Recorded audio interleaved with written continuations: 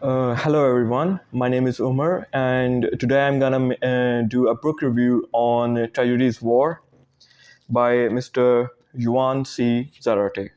And it's quite an interesting book, to say the least, because um, the author explains in much more detail uh, that how the US after 9/11 countered all the terrorist organizations and all the US's adversaries at that time, and used and how the US basically made all those tools, financial tools, to contain these terrorist organizations, to eradicate them, and to eliminate their operations.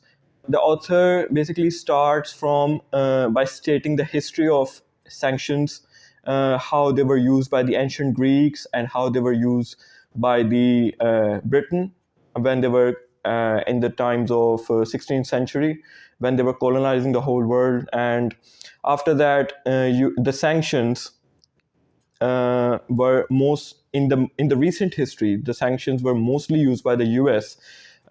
In different situations, in different geopolitical situations. For example, on the sanctions were imposed on Cuba by United States at the time of Cuban Missile Crisis, and after that on the Soviets, obviously, and on the South Africa in the apartheid era, and so on and so forth, and especially on Iran and North Korea.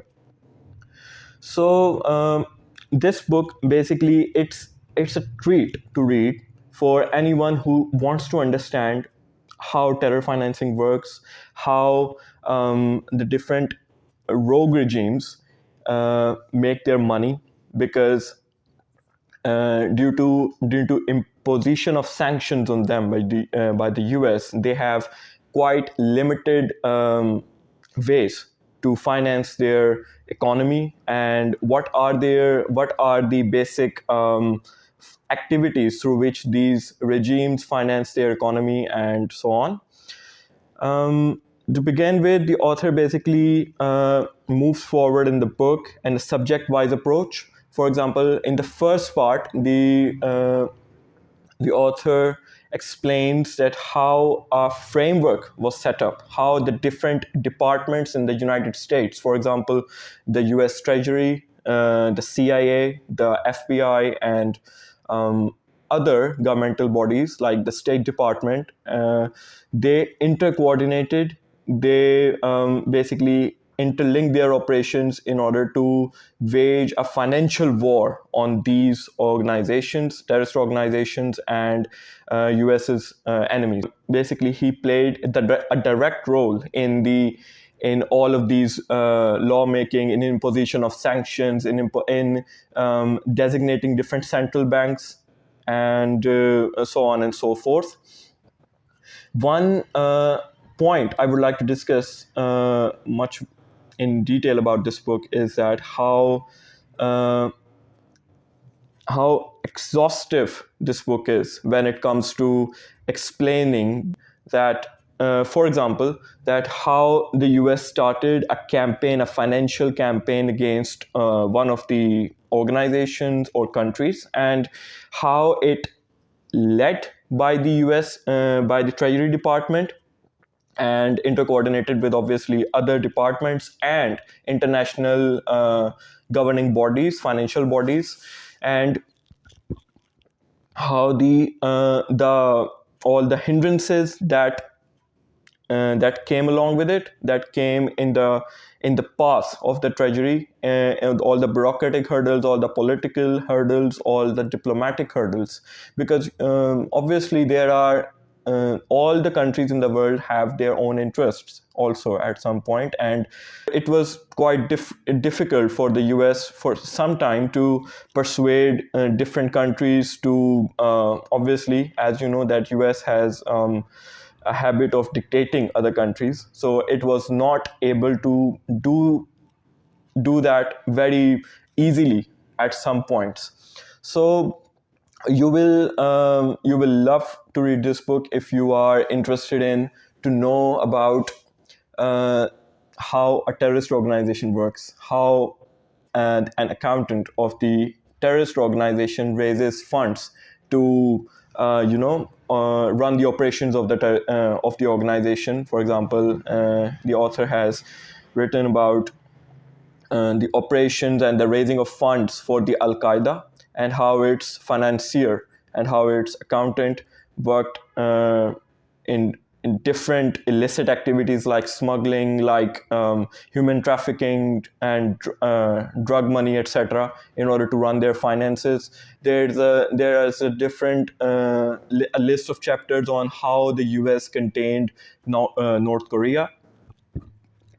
And before reading this book, I did not know that North Korea's official name is Democratic People's Republic of Korea, which is quite an opposite, because how undemocratic that country is, and how the name official name of the North Korea consists of the word democratic.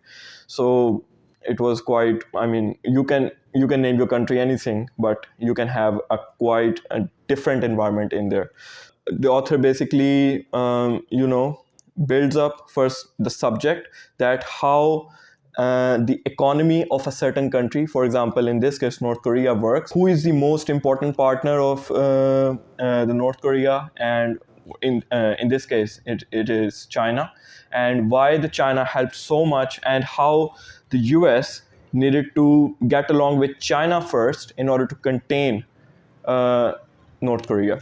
So all these diplomatic points, all these bureaucratic sides, all these intergovernmental and how international bodies coordinated with each other in order to eliminate one country out of the whole equation of the world economy. All I am talking about here is basically a US using its leverage of being a superpower and ruining any country that come in the way of its interests. Basically, no other country can do that. No other country can designate any central bank of any country and just say to the whole world that you're not going to do business with that specific country from now on. This is only, these are just the perks of being a superpower. When the US had to contain or just to eliminate one country out of the world economy in order to punish them for something. For example, North Korea was pursuing a nuclear program and a weapons W&D program at that time, and they were not engaging with the West diplomatically on these issues. So basically, US used the leverage of Section 311 of the USA Patriot Act to designate one of the most important banks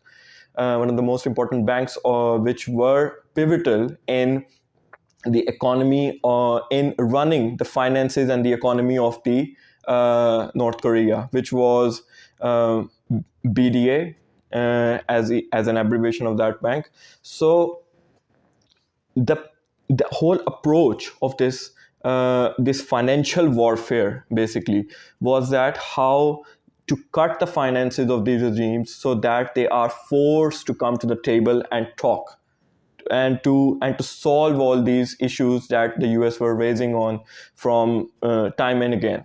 Anyone who is interested in understanding the economy of these regimes, especially Iran, especially North Korea, Libya, Syria, and all of these, should read this book, because the author basically covers from head to toe everything that that is a part of that certain regime which the US was countering at that time. One last thing I would like to talk about is the importance of China in the eyes of US. As this book was published in 2015, so the author dedicated an entire chapter on the rise of China and how it is threatening US's hegemony around the globe. Chapter that is discussing the future of the US and how the United States policies should change because how its adversaries are changing, are adapting to the new sanctions, to the new policies of the US, and so on and so forth. The author basically exposed the US's weaknesses in the last chapter, that how much dependent is United States on China for imports, but it is not the other way around. The US depends very much on China for manufacturing, for manufactured import goods, which they can sell into their markets, but it is not the other way around. Secondly, China is one of the primary lender of the US. The author showed much concern for the US's hegemony and the hegemony of US dollar, because all this books each and everything that the US pursued, signed executive orders, and imposed sanctions. This book is a complete manual if you want to understand how the future is going to look like now, in terms of financial warfare, and in the context of hybrid warfare, in the context of cyber warfare, because he has explained the advantages China has, which the US does not have. That was all from my side.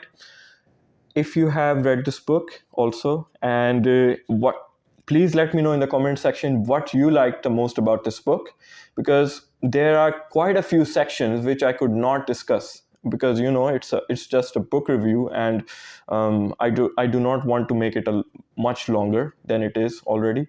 So which chapter of this book impressed you the most, and we can have a discussion down there in the comment section. So thank you very much for watching my video. Have a great day.